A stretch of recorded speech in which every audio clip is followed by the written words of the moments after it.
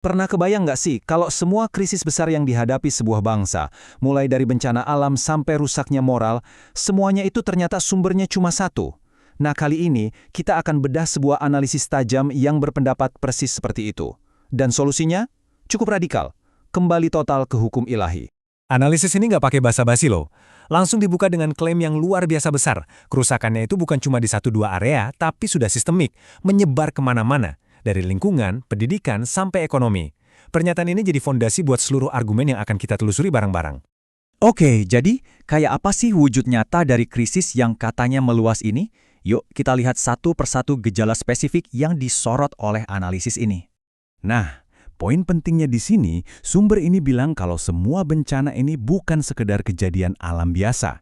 Ini semua dilihat sebagai akibat langsung dari keserakahan dan salah urus manusia, yang celakanya justru dilegalkan oleh sistem yang ada. Dan untuk membingkai argumennya, penulisnya merujuk pada ayat suci. Jadi, kerusakan lingkungan itu nggak cuma dilihat sebagai masalah fisik, tapi juga semacam peringatan spiritual. Konsekuensi karena manusia udah menjauh dari jalan yang benar. Selanjutnya ada korupsi. Ini digambarkan sebagai pengkhianatan moral yang bukan cuma ngerugi negara, tapi juga menggerogoti kepercayaan publik dan harapan akan keadilan. Dampaknya, kerugian finansial dan sosial yang luar biasa besar bagi kita semua. Dan skala masalahnya, ini benar-benar bikin geleng-geleng kepala. Analisis ini menyoroti angka kerugian negara sampai 300 triliun rupiah. Bayangin deh, ini bukan sekedar angka. Ini adalah uang yang seharusnya bisa dipakai buat bangun sekolah, rumah sakit. Tapi sekarang hilang ditelan sistem yang menurut penulisnya udah bobrok. Gejala ketiga yang diangkat adalah kemerosotan moral, khususnya di kalangan anak muda. Fenomena kayak judi online dan kejahatan lainnya itu dilihat bukan cuma sebagai masalah sosial biasa, tapi sebagai tanda runtuhnya bimbingan etika dan nilai-nilai, baik di keluarga, sekolah, sampai di dunia maya. Dan lagi-lagi, sebuah angka raksasa dipakai buat nunjukin seberapa parah krisis moral ini. Sumber ini menunjuk pada nilai transaksi judi online yang mencapai 155 triliun rupiah. Ini jadi bukti bahwa masalah ini udah merasuk begitu dalam ke masyarakat, bahkan sampai menjerat remaja dan anak-anak. Oke, kita udah lihat gejalanya ya, kerusakan lingkungan, korupsi gila-gilaan, dan moral yang merosot.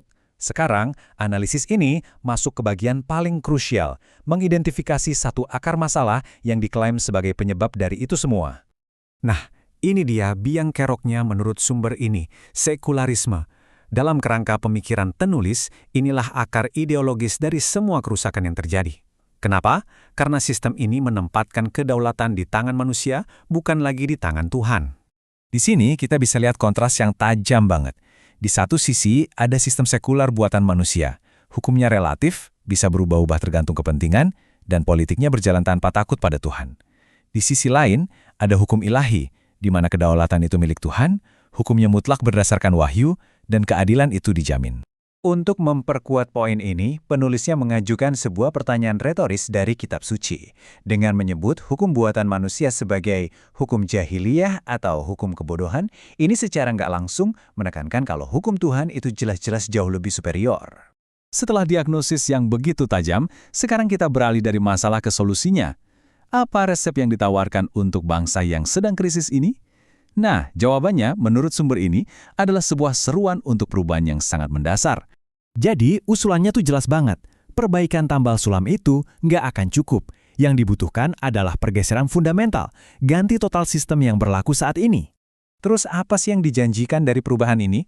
Menurut penulisnya, syariat Islam itu bukan cuma sekumpulan aturan, tapi sebuah sistem lengkap yang akan langsung menjawab semua masalah tadi. Mulai dari melindungi alam, memberantas korupsi, sampai mengembalikan keadilan sejati. Dah ini nih, poin yang penting banget buat dicatat. Sumber ini menegaskan kalau perubahan ini nggak bisa setengah-setengah. Sistem yang udah rusak parah nggak bisa diperbaiki cuma dengan beberapa bagian baru. Harus dipulihkan secara total. Prinsipnya adalah kafah, semuanya atau tidak sama sekali. Dan inilah landasan dalil yang dipakai untuk mendukung argumen penerapan total tadi. Ayat ini ditafsirkan sebagai perintah untuk mengadopsi sistem Islam secara menyeluruh dalam setiap aspek kehidupan. Tapi, gimana caranya melakukan perubahan sebesar itu? Di bagian terakhir ini kita akan kupas tuntas cetak biru praktis dan model historis yang diajukan oleh sumber ini sebagai jalan keluarnya. Jadi, sumber ini menawarkan peta jalan yang isinya 4 langkah. Pertama, tolak dulu sistem buatan manusia. Kedua, terima syariat Islam sebagai gantinya. Ketiga, terapkan secara total, nggak boleh parsial. Dan yang keempat, yang paling penting, semua ini harus dijalankan dalam sebuah institusi spesifik, yaitu negara Islam. Dan supaya nggak dianggap cuma teori utopis, penulis merujuk pada apa yang dianggap sebagai contoh sukses dalam sejarah.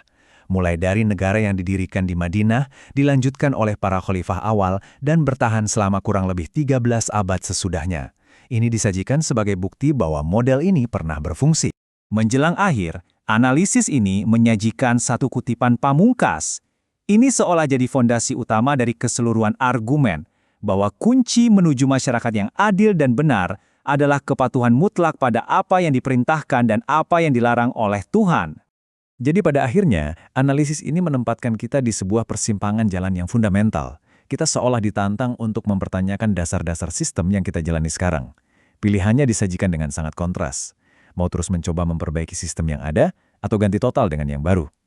Sumber ini jelas berargumen bahwa jalan menuju keadilan sejati itu menuntut kita untuk kembali pada sebuah model ilahi, sebuah pemikiran yang sangat mendalam untuk kita renungkan.